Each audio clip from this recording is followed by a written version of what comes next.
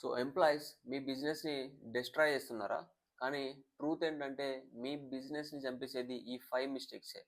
So చాలా small business owners ఎంప్లాయీస్ని blame చేస్తుంటారు. సో పర్ఫార్మెన్స్ లేదు, లాయల్టీ లేదు, రెస్పాన్సిబిలిటీగా ఉండరని చెప్పేసి. కానీ ప్రాబ్లం అక్కడ కాదు.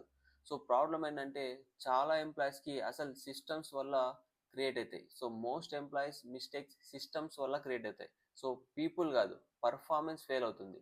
సో ఈ 5 ఎంప్లాయీ మిస్టేక్స్ చూసుకోండి ఉన్నాయో లేదో. So number 1, no role clarity. So ఏ రోల్లో ఎగ్జాక్ట్గా చేయాలో తెలియదు. So confusion is equal to poor performance. So number 2, no accountability. So wrong అయితే ఎవరు రెస్పాన్సిబుల్ కాదు.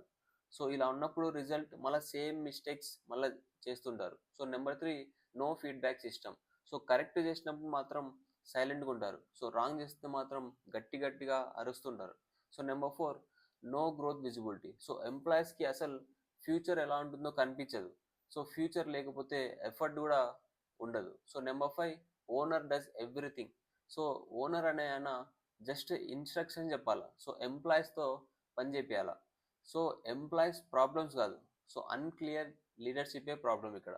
సో ఈ 5 మీ బిజినెస్లో ఒక్కడైనా ఉందా? Thank you.